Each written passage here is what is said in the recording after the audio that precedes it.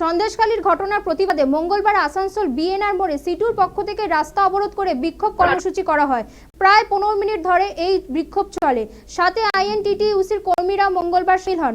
সন্দেশখালীর ঘটনার প্রতিবাদে আইন অমান্য ও জেল ভরো আন্দোলন করা হয় বামেদের পক্ষ থেকে। এসডি অফিস ঢোকার আগে ব্যারিকেড করে পুলিশ বামেদের মিছিল আটকে দেয় ও তাদের গ্রেফতার করে পরে জামিন মুক্ত দেওয়া হয়। গোটা ঘটনাকে ঘিরে আসানসোল এসডিডিও অফিস চত্বরে চাঞ্চল্য ছড়িয়ে পড়ে। আসানসোলে প্রাক্তন সংসদ তথা বাম নেতা বলেন, শাহজাহানকে বাঁচানোর জন্য এগুলো নাটক করা হচ্ছে। ঘটনা প্রসঙ্গে রাজ্যনেত্রী মীনা মুখার্জি বলেন, রাজ্যে মহিলাদের মান সম্মান লুট করা হচ্ছে, নৈরাজ্য চলছে।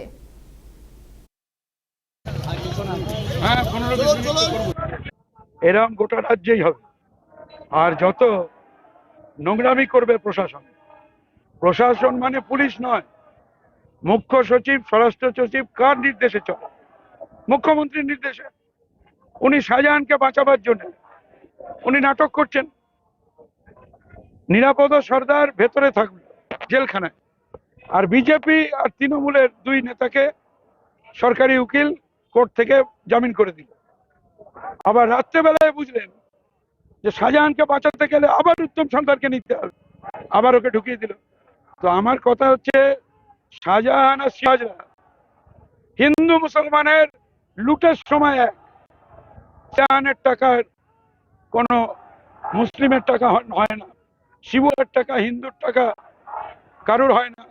কালীঘাটে ভাগ পেতে তখন শাহজাহান শিবু হাজরার ভাগ হয় না, আর মানুষ রাস্তায় নামলে তখন শাহজাহান আর শিবু হাজরাকে এই বিজেপি আর টিএমসি মিলে দেখায় হিন্দু মুসলমানে ভাগ করে দেয়। এই কয়লা খনি বিক্রি করা, পুরো আসানসোল দুর্গাপুরের জমি মাফিয়ারা লুট করছে, রাজ্য সরকারের অফিস থেকে রেকর্ড পাল্টাচ্ছে। রবিবার কালকে তো আবার প্রাক্তন বিধায়ক না, ও তো শিবু উত্তম ওরা কালকে জামিন পাওয়ার পর আবার নাটক করছে। নাটক কি বলবেন দিদি, এইরকম রাজনীতি কি হচ্ছে? ওই তো বললাম, মমতা ব্যানার্জি কনসার্ট, নৈরাজ্য, মহিলাদের মান সম্মান লুট, জমি লুট চলছে।